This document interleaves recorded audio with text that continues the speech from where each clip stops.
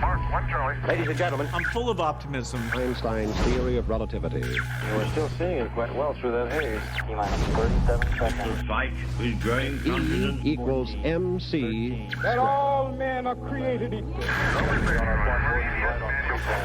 About the future innovations.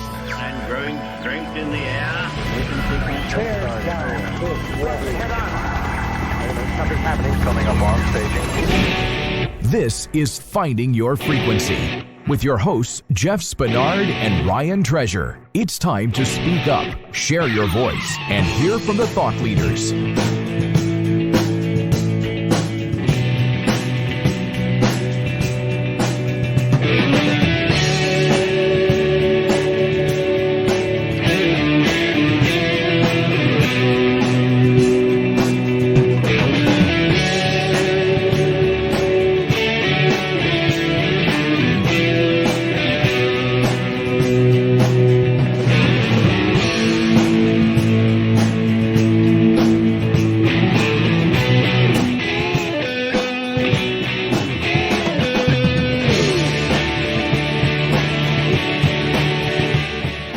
Hey, ladies and gentlemen, welcome to a brand new episode of Finding Your Frequency. I'm your host, Ryan Treasure. And I just love Finding Your Frequency Fridays because, it's a great way to culminate the end of the week. A little Finding Your Frequency talk and talking to professionals and entrepreneurs in their specific space and, really just diving deep into, why they do what they do and who they are and where they come from and, all of those fun things. And, in this world, we are also awestrucken with social media and media in general. I was reading something earlier yesterday that was basically stating that the average human being is like pulling their phone out of their pocket and looking at their phone like 250 times a day, which I went, wow, I probably do that too because I get about 300 emails a day. So I'm probably pulling my phone out every time my phone vibrates to get an email.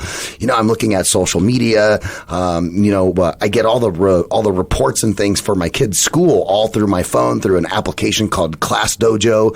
And so that's definitely right. And, it really, I think, makes it to where your attention span kind of starts to dwindle over time because, you want to find things that are interesting quickly and, weave through the minutia of different things and really get to the point, really is what I'm trying to get at. So we're going to talk about that today. We're going to talk about digital. We're going to talk about public relations. We're going to talk about energizing your story for ultimate media success. We have a fantastic guest with us here in the studio, and she is the founder of Goody PR, and her name is Liz Kelly. Liz, welcome to the show. Well, thank you, Ryan, for having me. I'm so excited to be here. And yes, we all need to get to the point faster because the average attention span of an adult is 8 seconds. And that's where I came up with the title of my book, 8 Second PR, because you have to be clear, concise, and compelling, or people are just going to go next. Yeah, I didn't get a chance to read your entire book because I just got it last week. But, just looking at some of the pieces and, kind of going through it, that was interesting to read about the adults having an 8-second attention span. And your job as a marketer becomes so much harder for PR and social and all the different mechanisms to basically have somebody identify you when you raise your hand, right, is basically what PR is, right? Everybody's raising their hand, but how do you choose that person, right? And that's what PR agents do, and that's what you do. And I think it's just, wonderful that there are people out there that really have a passion for those types of things because, a lot of us, like myself, I like marketing. I think it's cool, but I'd rather just sit down and have a conversation and talk to people about what they want to do and how they want to do it, and create the plan and allow somebody else to kind of go and execute that. And so that's what you do on a daily basis. You guys are creating plans with your partners, with your customers, and executing that, right? Absolutely. And it is all about the story. It's about telling something that connects to the heart. That's so important. But to go back to your question about where I found my frequency, I think this is a funny story. When I was about 9 years old, we used to do puppet shows in the basement of my house. And I used to direct the puppet shows. And I used to come up with the ideas of what's the story. So I really think it goes back to that. But it also goes back to what you were talking about with, we're also connected to our phones, and where do we get these creative ideas? So the way you're going to get a creative idea to tell your story is you're going to have to let go of that phone. And what I do is I go on walks every day. I call it walking meditation, and I put the phone down. And that's where I get these lightning bolts with the ideas. So I highly recommend that to everybody. Awesome. So, you started Goody PR, and before you were at Goody PR, you were, working at a regular job, right? A regular 9 to 5. And so what made you find your frequency in PR and go off and go and do your own thing and live your dream? Well, after the puppet shows, no. I will fast forward. No, I worked at MySpace, and I actually had University of Phoenix as a client, and Toyota and Nike, big brands. Yeah. And, when I got laid off in 2008, I said, okay, I'm going to start my own PR company because I had written a book. It was a dating book, Smart, are you ready for this? Mm-hmm. Smart Man Hunting, which is a whole story in itself. But, I got so many interviews repurposing that content and coming up with fun things. So, for Valentine's Day, it was, the first date kiss test. For March, it was March Madness. How do you date somebody during March Madness? So I just hard to do if they're a college basketball fan, right? Exactly. They have a small attention span in March, especially. But yeah, so I decided, okay, I've had all the success reinventing the story. That's really what you have to do in PR. You can't just say, here's this shiny object, please do a story about my company. You have to mold the story. You have to get that emotional connection. And they have to get it immediately. The first sentence of a press release or an email or the subject line, that's it. They're not going to go beyond that if they're not interested. Yeah, and I think that also bodes across social media too. When you're, especially me, I'm on LinkedIn all the time, right? So as I'm looking at LinkedIn and I'm seeing, do I want to connect with this new person? I'm reading their profile information, and that profile that you put out on LinkedIn as a business professional has to say a lot more about you than, I'm Ryan Treasure. I am the vice president of operations for VoiceAmerica.com. Well, what does that entail? How did you get there? Why do you do it? Not necessarily giving away secret sauce about how you do something, but you've got to lay out the storyline in a manner where someone goes, wow, well, that guy's really an influencer. I mean, just look at all the things that they've done without tooting your horn too hard, right? Like how do you walk through that fine line of, really enveloping and creating a great story for someone's brand or their persona, but without going so far over the line where they're just, braggadocious, I guess? That is a really good question and a hard one. I think, our tagline for Goody PR is let us magnify your good. So a lot of times you can just make it about the other person, or make it about giving back, or make it how you made a difference in somebody's life. And then you're still telling your story, but it's coming across as you're helping other people too, and it's got to be genuine. It's got to come from the heart. It can't be just up there. Yeah, and I think that's where a lot of people kind of lose their way, whether it be a brand and an organization, or, even if you're rocking and rolling in the gig economy, right? And you're just picking up, a gig at a time, you've got to market yourself in the gig economy. You've got to market yourself, whether you are a corporate executive and, working for Fortune 500 companies. You've got to market yourself, your business, if you're an entrepreneur, a startup. And I think the way that you go about doing marketing across those different verticals is all different. Absolutely. Well, I think one thing that you just hit on is there's a personal brand and a business brand, and they need to be in sync now, because you have a brand with Voice America, Finding Your Frequency, but you also have the Ryan Treasure brand. Go check out my website, ryantreasure.com. There we go. Yeah, and you know what? That's interesting that you bring that up.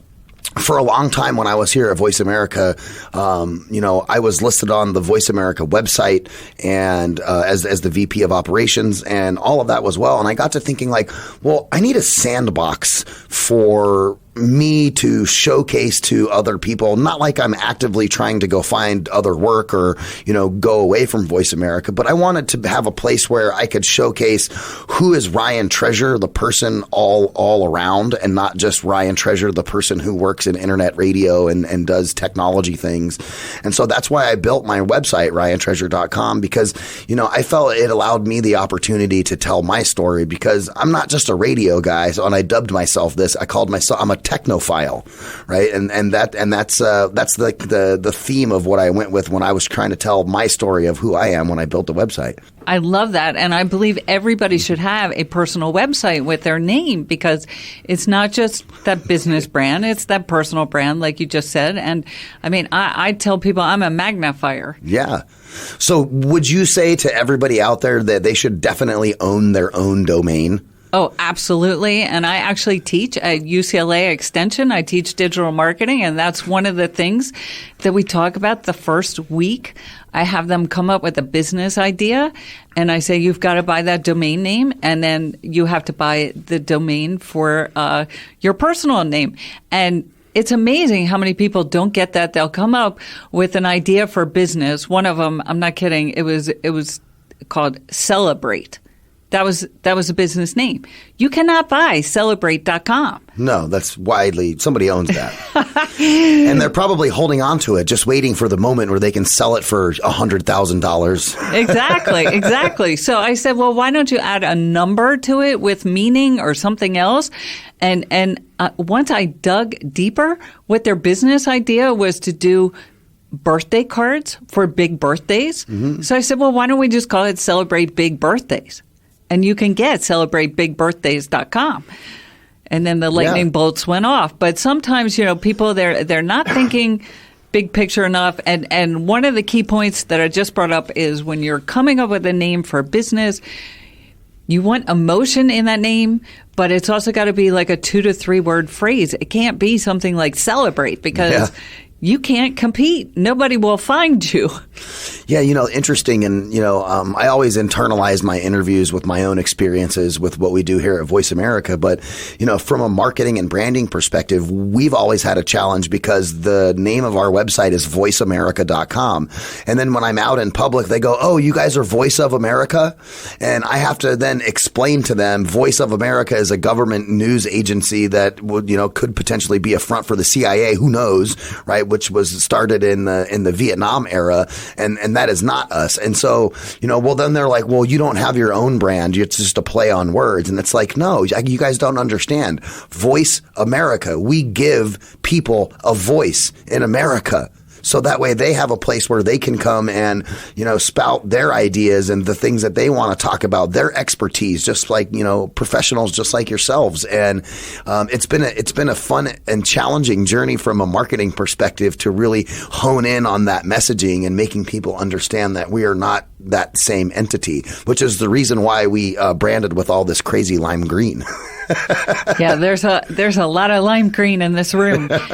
Well, that makes you pop, definitely. Yeah. So let's talk about brands and brand stories for a minute, because I think, we talked earlier about there being, corporate America and startups and entrepreneurial pieces, and each one of those has their brand story about who they are. And then, like, when you walked in, we literally have our company vision statement in a poster right there in the lobby for people to read about who we are, what we do, what we represent. And, I remember going through the exercise of coming up with all of that information.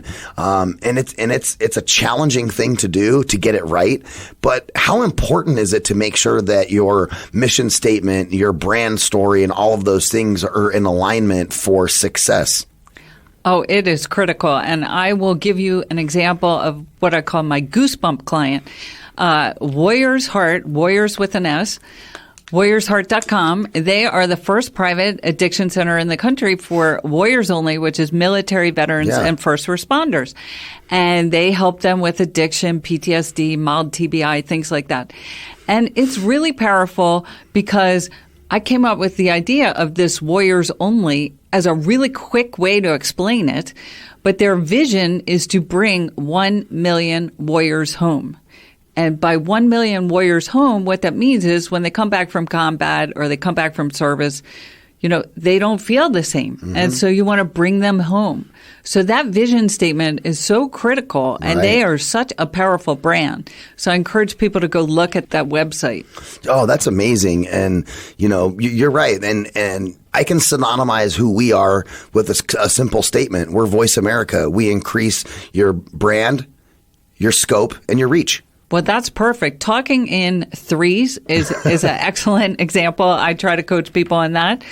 And that's a really hard thing for people to do. But boom, boom, boom, that's perfect. So how to develop a moving brand story, more important, than money, the book for Rich Dad Advisors. How did you guys work together? I know that you have several of those Rich Dad Advisors that you work with, and we've been doing an interview series together, you and I kind of partnering and bringing them here to the studio or interviewing them remotely and, really picking these advisors. These aren't just your standard everyday money people. These are, vetted human beings by one of the most successful money men in America, Robert Kiyosaki. And say that, hey, I'm only going to have 7 advisors in these key areas, and those are my go-to people for those things. And then you working with them, how do you help them to come up with some of those moving brand stories, especially since they're, I feel like those types of individuals, because they're thinkers, they tend to go off in probably 10 different directions at once. How do you reel that in and make sure that those ideas that they have for expansion and moving in different directions still adhere to the brand that you guys have created? Well, that is a great question, and I am very honored to have worked with a lot of the Rich Dad Advisors over the past 10 years. And Robert Kiyosaki chooses these advisors because they walk the talk of his book, Rich Dad, Poor Dad, and then they have all written books, and they're published through RDA Press. So you can go to, it's rda-press.com and see all the Rich Dad Advisor books. And they talk about how to invest in the stock market, how to buy real estate and invest in it, how to sell, how to give back. These are not the titles, but these are the themes. And so it's a really powerful brand. And what I have found working with them, they are all CEOs of their own companies. Mm-hmm. They are masters of their area of expertise. And what I've found is that they're so in the details of their expertise that they can't step back and they can't see a bigger picture story that will connect with people. So, for example, Tom Wheelwright, who is their tax expert, who wrote Tax-Free Wealth, he likes to make taxes fun, easy, and understandable, which is a great brand. And what we're doing this week, actually, is we're launching a story that Tom wrote on Entrepreneur about how to never be afraid of the IRS and how to minimize an audit. Now, we had such a great discussion about that whole thing when he was here for the interview. I was baffled where he's like, well, if you own a business, you shouldn't pay taxes at all, right? And we went down the rabbit hole of, because, there's always, in political theater nowadays, everyone's like, well, why does, President Donald Trump not show his tax returns? Well, he probably hasn't paid any taxes, and the same thing with Jeff Bezos and Amazon. Like, they don't pay taxes. It's because every dollar they make gets reinvested back into the company, so there is no profit to pay taxes on. And the way that Tom goes about explaining those with his very charismatic way is just really cool, because it makes taxes fun, because normally, you go to your CPA office and you're like, oh, numbers, and it's all boring.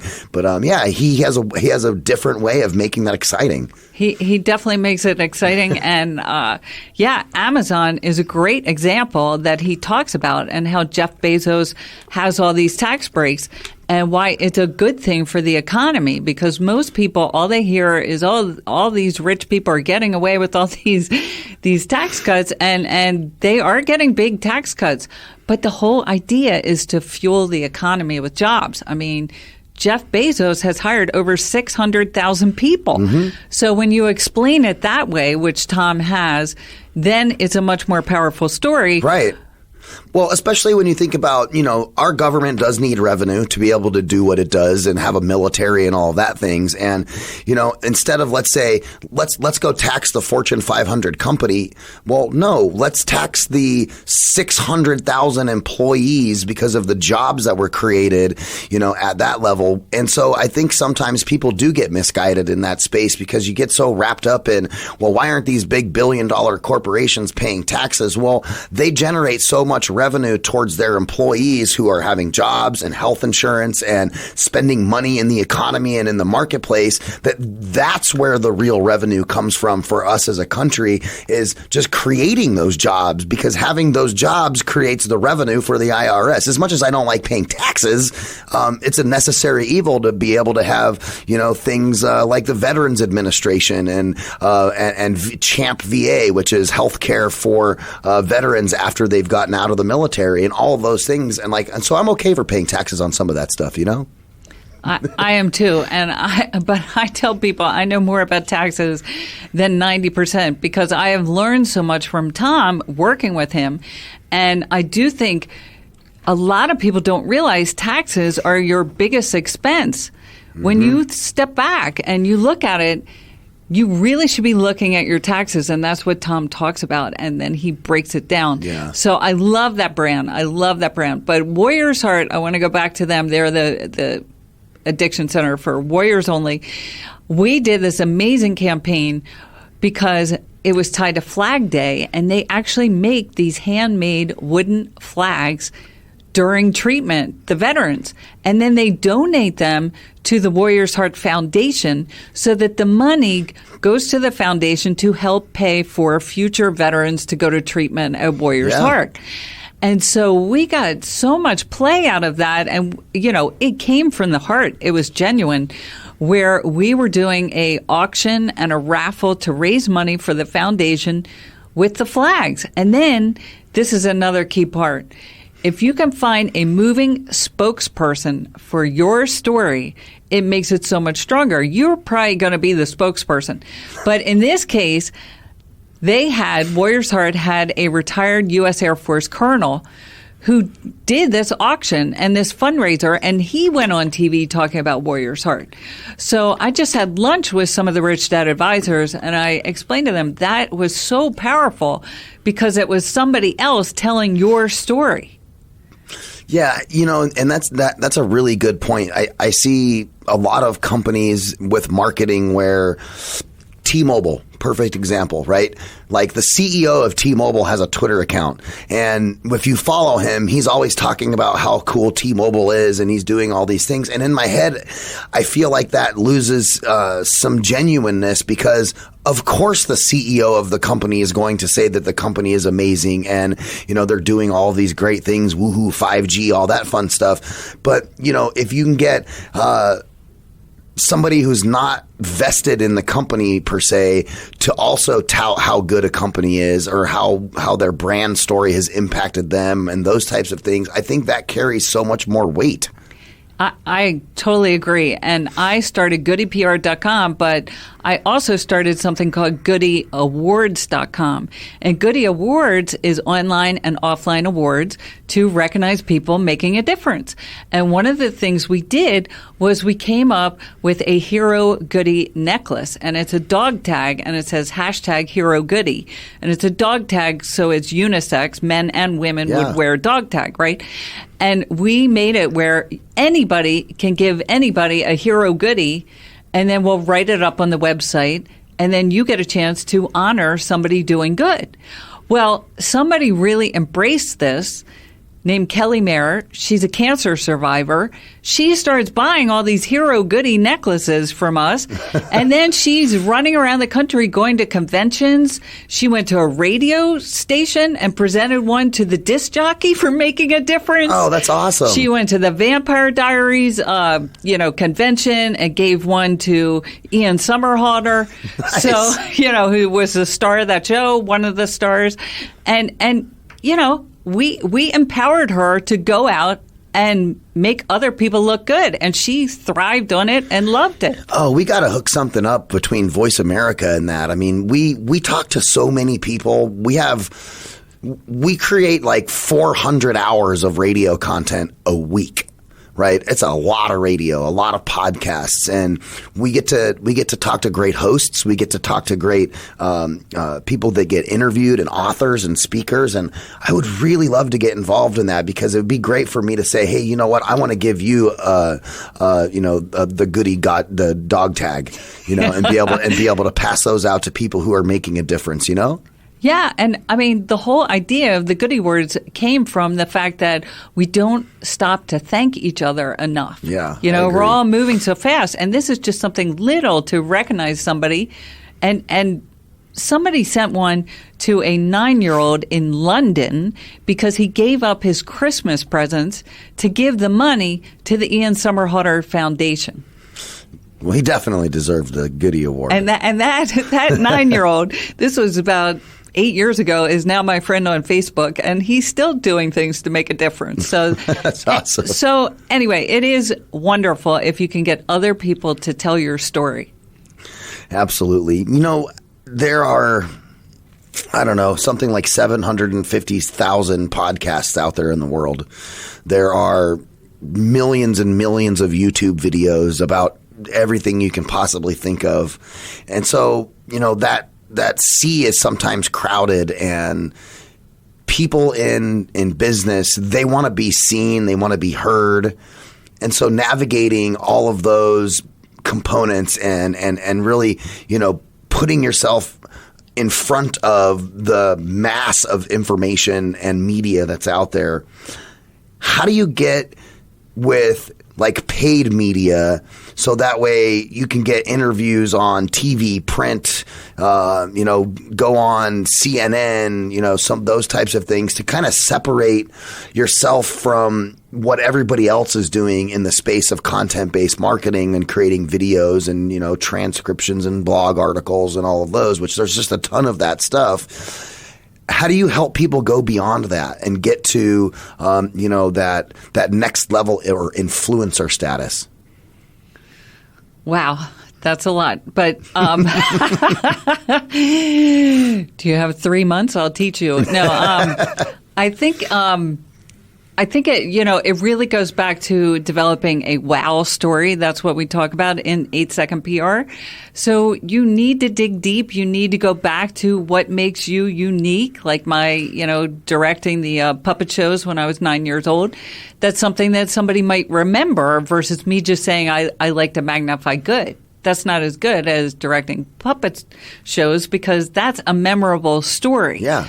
So you really want to step back and think about it. And what I do is I do interviews with the clients, and I'll just keep active listening, and I'll keep asking questions. And if you don't want to do it with me, do it with a friend, because you can do it with a friend and have the friend take notes and say, just keep asking me, listen for the key words. And what I say to people is I'm listening for the gold nuggets. and maybe it's just I have a good ear for that, but you probably do too. Being in media, I think that is so important to go through that exercise because it is most people, when you say, what do? They want to talk to you for an hour instead of just getting to the point.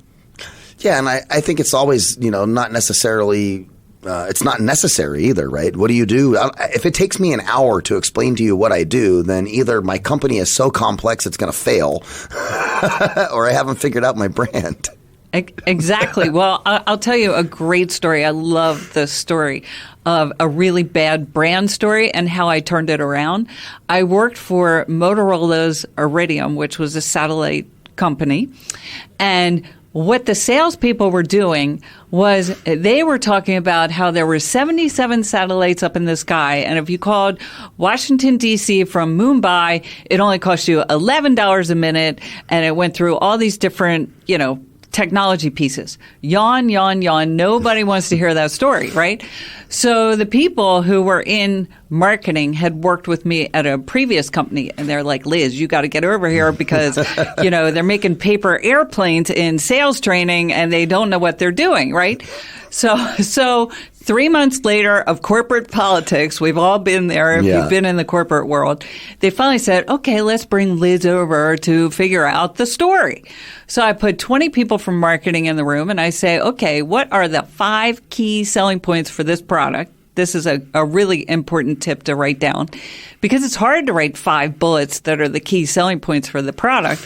So we come up with that, and then we come up with a 2-day training program where we have life and death scenarios. So, for example, instead of this 77 satellites up in the sky and all this technology stuff, we say, okay, you work on an oil rig in the Indian Ocean and the power goes out. And now you have a satellite phone with a solar power, and this was a while ago where, not a lot of people had solar powers. So okay, you have the satellite phone with the solar power, and now if you have that, you're going to live. Do you want to buy that phone? Yeah. Yeah. Instead of going, hey, here's a phone that when you pull out the antenna, it pings 11 different satellites, and that's really cool because that's how the technology works. But putting it into a scenario, right, that everybody can easily understand, really sells home the idea of what it is. We have that same challenge too. Like when people are like, oh, you guys do radio shows. And I'm like, nah, we hyper network you.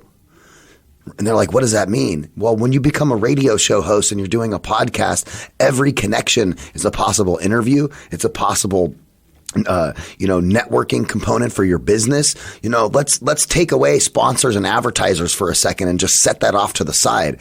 Your ROI for meeting people specifically for the purpose of learning about what they do is so much more compensatory than even getting an ad or someone said, oh, hey, talk about my company and I'll give you $500 on your podcast episode or whatever. But those implications of being able to make human connections, right, are so much better. And again, just like your story with the sat phone, right, you have to make that human connection and saying, hey, do you want to die or not, right, and being able to do that in your brand story in a short amount of time is like really important.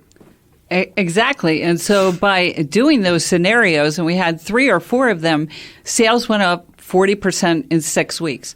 So it really is about making that human connection. I want a sat phone now, just in case. You never know. Well, it's really good for the media, maritime, military, people that are in remote areas. Yeah. Because if we live in a city, we don't really need that. Our cell phone works fine. And that was part of the problem at Iridium. They sold to the wrong customer. And the company went bankrupt. They it was a huge story because they didn't have the story right. Yeah. Well, speaking of getting the story right, earlier we were kind of talking about, all of the different podcasts and blogs and websites and all those things that are out there. How do you develop compelling content for your blog, for your social media that actually connects with fans?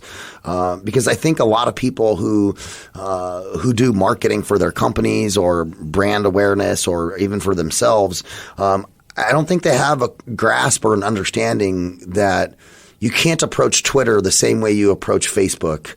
You can't approach LinkedIn the same way you approach Twitter, right? All of those pieces have different audiences, different mechanisms and algorithms with what people are seeing, and then moving that over to a blog and, wanted to talk about, content repurposement.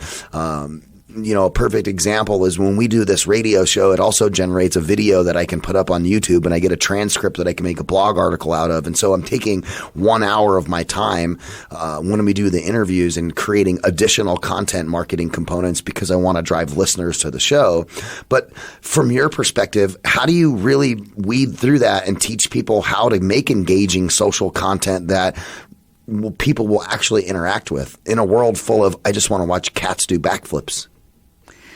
Well, I think it is about having that story, but it's also about thinking who is your audience and what do they care about? Because it's not, as you said, about you getting up there and tooting your own horn. It's really listening to what they want to hear. So, for example, some of my tips might be, how do you write that LinkedIn profile? Or how do you have good photographs on Instagram, and how do you tag it? And I actually wrote a story for a travel magazine about how do you do different photographs.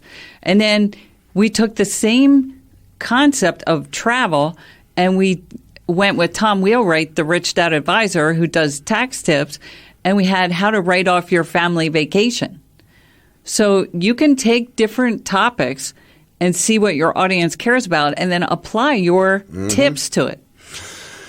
I wish I could write off my family vacations. I tried. You can do it. You can do it. Well, I have a little different scenario. Now, if you are a sole proprietor limited liability company, then absolutely you can figure out a way to do that. When you have different structures with multiple owners and that thing, then it becomes a little bit more cumbersome to be able to write it off. But I'll call Tom. Yeah, call Tom. We hear a lot about this thing called influencers. We even have a channel on our network called Influencers. And, when I think of influencer marketing, I think of, I'm going to go try to find somebody who has a few 100,000 Twitter followers that likes my product, and maybe if I throw them a couple of bucks, they'll, mention my product on there. Is that what influencer marketing is? Can you break the stigma on that? Because I think a lot of people don't quite understand the idea behind influencer marketing, and number one, how it can sometimes A, be bad for a brand, and sometimes B, it can really magnify or amplify a brand as well. Well, I think there are a lot of things to say about influencer marketing, and it is very important to have that as part of your marketing. And you want to think about who are your influencers and where do they live. But one of the things that I think a lot of people don't understand is that there are different levels of influencers, and that could be based on the followers. It could be based on their platform, their reach. Do they have a TV show? Do they have a podcast? Or do they just have 500,000 followers? And what is the topic? And there are different creative ways that you can market to them. So I want to give some examples from the Sundance Film Festival. You just came back from that? I just came back from Park City, flew in this morning, and there are some really good examples from there. And the thing I will say is that Sundance, the brand itself, defines cool, so all these brands want to be there, right? So what I noticed, and I was talking to somebody last night from the Sundance Institute about this, is that these brands have gotten really smart about getting all these influencers that go to the festival to take pictures with their brand. Mm-hmm. So, for example, Lyft was one of the sponsors. So they had like a ski lift with a big pink background. And if you got on the lift and you raised your hand or did something goofy, and then you go and post that picture on Instagram with the hashtag Lyft Lounge, then they gave you this hot pink Lyft hat. So, of course, everybody wanted the hat, and so everybody posted the picture and put the hashtag Lyft Lounge in the Instagram piece. I thought that was brilliant. Yeah. Canon had 59 films at the festival that were filmed with Canon films, which is really cool in itself. But what they did, which is absolutely brilliant, is they hired a professional photographer to do professional portraits that then you could use on your IMDb page. So IMDb, Internet Movie Database, everybody who's in acting, these are the influencers for the film industry. They all have an IMDb page. Canon now has all these key influencers running around saying, Canon took my picture at Sundance. Yeah. Well, and the fact that they're in the business too, then that also helps to sway, technical director goes, I've been hearing about these Canon cameras now because of all this photo action that's been happening. And so now they've got this, somewhat subliminal preconceived notion of going and using Canon products. Exactly. Yeah. I mean, they were everywhere. And the line, people waited an hour to get their portrait done. This guy was that good. With the Canon camera. With the Canon camera. Oh, that's amazing. You talk about pictures. I have a friend of mine. His name is Ken Roshan. He his company is called Amplified. He's a photographer. And That's so funny that you say that, and he will never own any other camera but a Canon, and you know he's a hoot.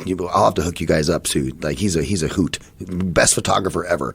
Wow. Right? He's been to like CEO Space 1,000 times. He's a teacher for that. He runs another business that he works with called the Red Carpet Directory or something like that. But so there's a lot of power in pictures. One of his marketing things that he did was he created what's called the Keep Smiling movement, right? Jack Canfield's part of this Keep Smiling movement. Have you heard of that? I have not, but I love Jack Canfield. So we have this host who's on our network. He started the Keep Smiling network, but not only is it a really cool thing to do as far as, reminding people that, we're all human beings and, it's important that we take care of ourselves and we're happy. But when you're able to leverage that from a marketing perspective, right? And you have a card that says Keep Smiling, and you go to the Grammys and you have pictures of John Travolta holding your Keep Smiling card.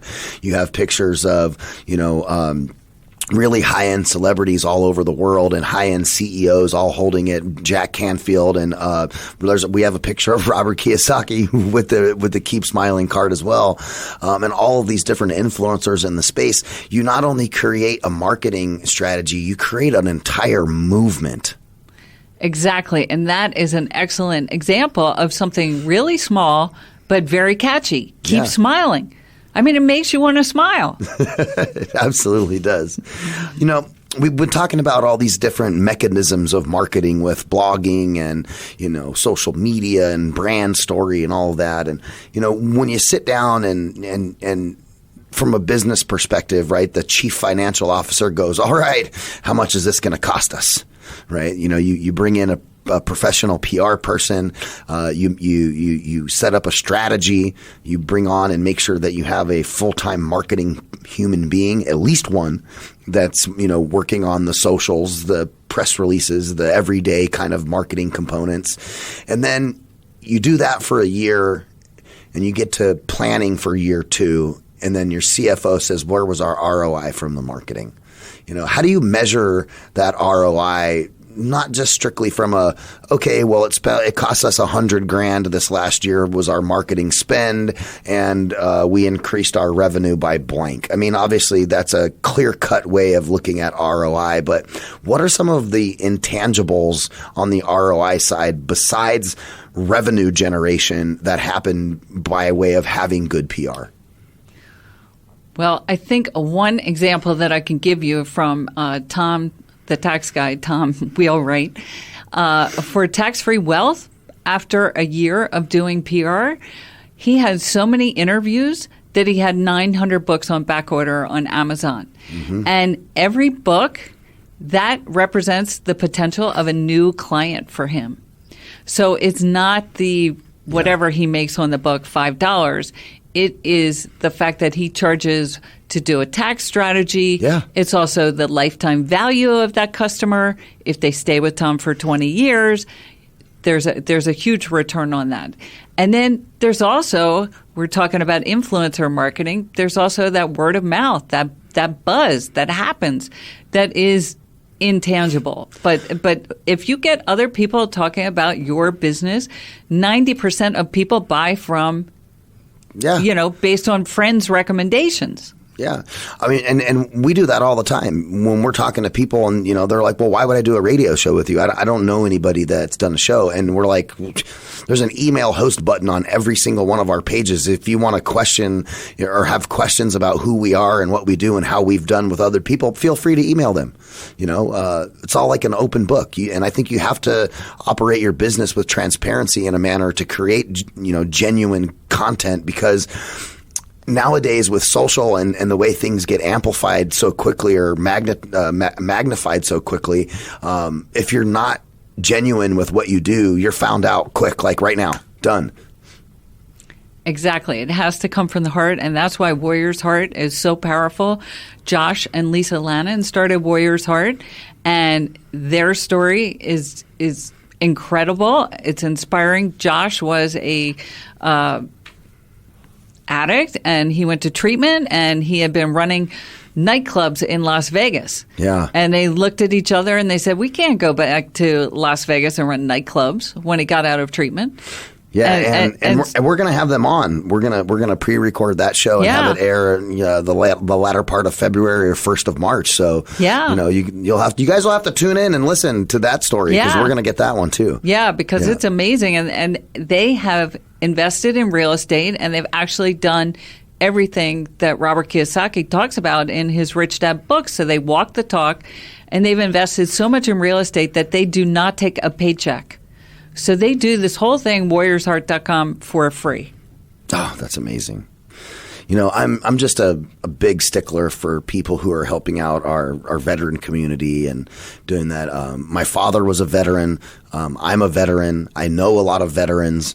And so, you know, just seeing the state that veterans come back from deployment, especially in this last recent go around, I guess since 1991 or 2 or something like that, you know, and identifying PTSD. Not that it wasn't there before, right? I just think that, you know, when people came home from World War II, I'm sure they had PTSD. It just wasn't diagnosed or looked at the same way that it is now. And just knowing that people have outlets for help in those spaces and what PTSD can do to an individual, and knowing that there are a lot of places to give them help. So yeah, we definitely want people to go check out Warrior's Heart for sure. Absolutely. So I think with repurposing content, I want to make sure I answer that question. What I like to do is come up with a theme. And what I mean is a theme for each month. And then you come up with the blog, you come up with the video, you come up with the pitch, you come up with the press release. And so right now with Tom, we're doing, you know, why you should never be afraid of the IRS and never be afraid of an audit. And an IRS audit is actually something people are more afraid of than being naked on stage. I was thinking maybe you were going to say the dentist. Well, that too. That's great. Ladies and gentlemen, we're here talking with Liz Kelly. She is the author of 8 Second PR. This was a bestseller, right? Your book was? Absolutely. Amazon bestseller. Nice. So energize your story for success, ultimate media success, that is. Make sure you guys go check out the book. I'm sure you can get it on Amazon and wherever books are sold. And of course, you want to go check out Liz's website at goodypr.com. The book's at 8secondpr.com. And, you know, what I think is really cool is not only do you walk the walk, you talk the talk, but then you also spend time at UCLA Extension really teaching young people all of the things that you are doing on a daily basis. And I'm sure that you have so much experience from working with all of those people that, you know, those young kids at UCLA who are marketing majors and wanting to learn all of those things. I bet you blow their mind sometimes. They do appreciate the feedback. I mean, really, when they're in my class, it's like they're getting a one-on-one consulting because a lot of times I teach the class online, which is the future. And so when I do it online and they actually do an assignment, then I write them detailed feedback on their business idea and on their ideas about influencer marketing, mobile marketing. That's a whole area that is really booming now. So it's a lot of fun, and I get people from all around the world because it's online. Yeah, that's amazing. You know, as we kind of transition towards the end of the show, I just want to remind people that Liz was responsible for bringing us Tom Wheelwright, who was on, and then of course we had Ken McElroy on the show as well as Blair Singer, who was on last week. We talked about the sales dogs and the types of different dogs that match up with sales personalities, which was really, really great. And you know what was funny is Blair and I were talking about, you know, just the concept of that. And I asked him a question and I said, well, have you ever met a mutt? You know, and he's like, yeah, I've met a mutt. And so then we figured out, we figured out that that's what I am when it comes to like selling and those types of things. I morph over to whatever side it is so I can, like neuro-linguistic programming, right? I can pace whoever that I'm talking to and kind of be on that same level as them. And, which was interesting because I had never thought about myself in that manner. And so, Liz has been instrumental in bringing some great interviews, to the Finding Your Frequency show. And of course, we wanted to make sure to give you the opportunity to tell your story here as well. As you guys know, Goody PR, you can check out that website. Like I said, goodypr.com. Liz is passionate about magnifying brands, experts, and causes through marketing, PR, social media campaigns with a powerful story. After working for Fox Interactive, Media, MySpace, like you heard earlier, in Paramount Pictures, Sprint, and LA startups, she decided to find her frequency and go off and not worry about that minutia. And she has the intestinal fortitude to take a step forward and go out and do something that's different. Liz, I appreciate what you do. Well, thank you, Ryan. And I do encourage everyone out there to think about your personal brand and your business brand. But also, if you are an employee, please, please, please start a business on the side, because you want to be an entrepreneur and you want to manage your own brand. And think of a way that you could be different, like the Goody Awards that I started with the Hero Goody necklace. It didn't cost a lot to start that business, and it really changed my brand. That's awesome. And yeah, I implore you guys too to do that. It's definitely important. If you listen to Dave Ramsey, right? He's a money guy, and you go through his ideas of how they manage money and such. And one of the steps is to make sure that you have enough money in your bank account to have a emergency fund, which is somewhere between 3 to 6 months of whatever your total bills are. And if you are not having a quote unquote side hustle or doing something else, it's really hard to get to that space, to be able to be, living in a space where you're not paycheck to paycheck. And if you have a little bit of a side hustle and something, who knows what it could turn into. And so make sure you guys follow your passions, do what you feel is right. And remember that you can always, this is America, right? Capitalism always wins. It is. And you want to create multiple streams of income. And so I have the book, I have my business, I have the teaching, and I have the Hero Goody. But it all comes from the heart. It's all something I want to do. Yeah. So that's another thing you really have to think about is, what do you want to do? And then how do you stand out? Yeah, and I think that's the hardest thing too is, making sure that you don't, we talked about this last week on the show too with Blair, just, getting out of your own head. Right? A lot of people don't do something because they have this idea that they're going to fail. I can't do it. I'm not smart enough. I'm not strong enough. I'm not. And I have this conversation with my daughter every time she says the word I can't, and I'm saying, no, you need to change that narrative. It's not I can't, it's I can't right now. Right? Because if you have that mental block in your brain all the time saying that you can't do something, well, then you're not going to do it. The law of attraction says that, right? And if your law of attraction is I can't, then you will never. And so I definitely agree with what you're saying. Well, one thing that I remember when I wrote my first book that you're reminding me of, which was like my first leap of faith, people told me, everyone is going to say you are crazy to do this. We don't need another dating book. Why are you writing another dating book? And they said, you have to be so positive and passionate about what you're doing that you're not going to listen to that and you're going to keep moving. Yep. And so I would get up at 6:00 in the morning and edit my book. I was so into it, and I am not a morning person, but I was so motivated. 8-Second PR, the new book, I was editing that at 3:00 in the morning because I was like, I'm going to make the deadline. I'm going to get this out. And I thought to myself, this is nuts, but it was because I was passionate. So you want to feel that way about whatever you're doing. Yeah. Liz, thank you so much for being on the show. We really appreciate it. Ladies and gentlemen, you're listening to Finding Your Frequency. We have our fantastic guest in the studio, Liz Kelly. She is the founder of Goody PR. Go make sure to take a look at the website at goodypr.com. And of course, we also want to make sure you go check out warriorsheart.com and see what those guys are doing over there. And again, if you're listening on your favorite pod catcher, and that's what you like, that one, podcatcher, whether it be Google Play, Spotify, TuneIn, whatever, make sure to leave us a review. 5 stars are way better than 4, so just give us 5. And again, you can always email us info@voiceamerica.com. I'd love to hear from you guys. If you like what we're doing, if you don't like what we're doing, send some feedback our way. And of course, you can always send me some Twitter action at Radio Ryan1, and of course here for Voice America at Voice America TRN. Check out the website, voiceamerica.com, and of course, findingyourfrequency.net. I'm your host, Ryan Treasure, and this is Finding Your Frequency, and we'll be back next week. Stay tuned.